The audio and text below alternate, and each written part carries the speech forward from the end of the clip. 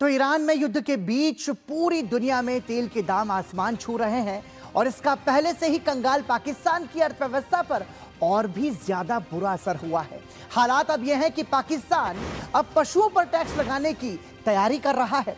इसकी शुरुआत पाकिस्तान के सबसे खुशहाल और विकसित इलाके पाकिस्तानी पंजाब में हो सकती है, जहां मरियम नवाज की सरकार है।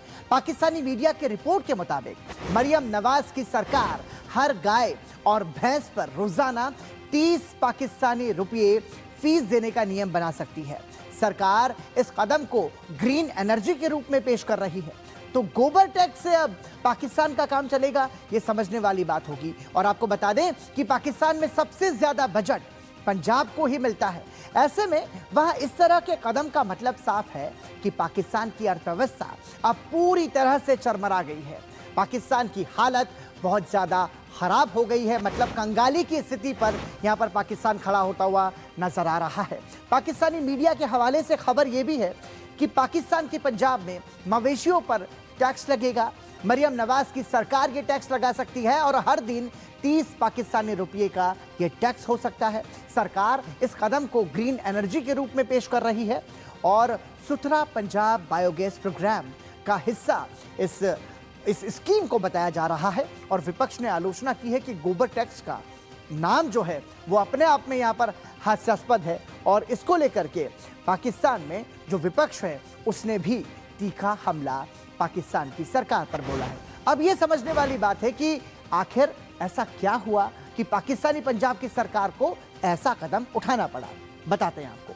पंजाब सरकार गंभीर वित्तीय दबाव में है और ये बड़ी वजह है क्योंकि पाकिस्तान की पंजाब सरकार की जो स्थिति है वो इतनी ज्यादा वित्तीय संकट से उलझ रही है कि उसे इस तरीके की स्कीम दरअसल लानी पड़ रही है। राजस्व बढ़ाने के लिए गोबर टैक्स का प्रस्ताव यहां पर पाकिस्तान में मरियम सरकार लेकर के आई है। मार्च 2026 में मुद्रास्फीति दर बढ़कर 7.3% हो गई।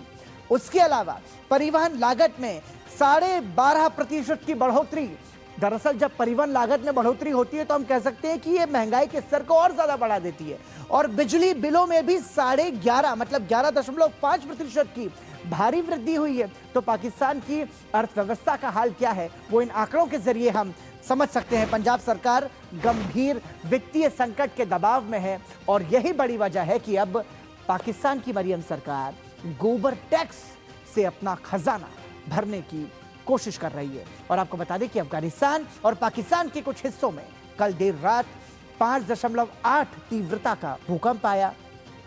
काबुल के गवर्नर के प्रवक्ता ने बताया कि भूकंप के कारण कम से कम 8 लोगों की मौत हुई है।